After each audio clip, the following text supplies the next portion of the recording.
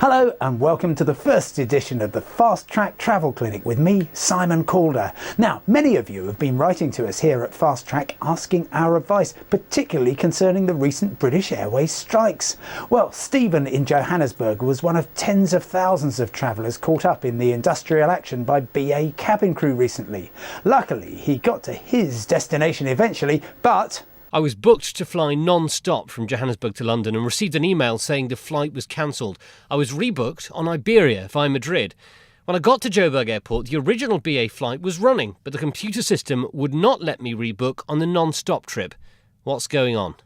Well, Stephen, in the dispute with cabin crew, BA had planned to carry about 7 out of 10 passengers. But as the strikes progressed, more staff than expected turned up for work, and so the airline reinstated a number of services, including yours. The big problem, though, is that your ticket was booked through American Airlines, BA's alliance partner. The system had not been updated with the reinstated flight, and so therefore you had to go via Madrid. And a reminder, of course, that a plane ticket is nothing more than a vague promise to get you from A to B, possibly via sea. Next, Sophie Peel contacted us to say she isn't very happy about an experience with the European no-frills carrier EasyJet. I was returning from a holiday in Spain and flying with EasyJet from Alicante to Gatwick with my 2 small children. As all 3 of us were fare paying, each of us was entitled to 1 piece of hand luggage. On our way back from Spain, I was stopped by the EasyJet representative saying in Spanish that there was an issue with my bags. I've since established with their customer experience manager that the bags were not too big and that the issue was that I had too many items of hand luggage. I was subsequently charged €44 to have 2 of the 3 bags checked in and placed in the hold. Low-cost airlines around the world are getting increasingly strict about cabin baggage. Ryanair, the biggest carrier of international passengers, enforces a rigid 10-kilogram limit with only 1 bag allowed. So if you buy duty-free and it doesn't happen to fit into your existing bag, you have no choice but to check it in at a cost of €40. EasyJet is more generous with size limits but no weight limit. The only safe advice: establish what the rules are for your chosen airline and make sure you stick to them. But for poor old Sophie, that appears to be just what she did. Anyway, we got in touch with EasyJet and this is what they had to say.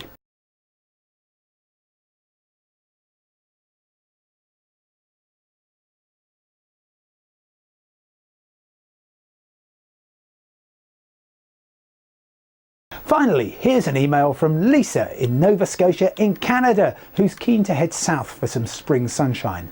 She asks, is it possible to book a twin center holiday in Havana in Cuba and Key West in America? I know there are travel restrictions for American citizens, but do these apply to overseas visitors wanting to transit between Cuba and the USA?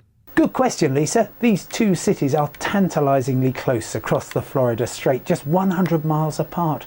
90 years ago, the very first international air link from the US was between Key West and Havana. However, Washington's trade embargo aimed at disrupting the Castro regime means there are very few flights between the US and Cuba, and none since the revolution in 1959 from Key West. However, there are shuttle flights from Miami, which non-US citizens are able to use. Well, that's all we've got time for in this session of the Fast Track Travel Clinic. If you've got an issue with an airline, hotel chain or tour operator that you'd like us to address, or are just in need of some plain old-fashioned advice, then email me here using the usual address, which is fasttracktravel, that's all one word, at bbc.co.uk, and I'll do my very best to find you an answer.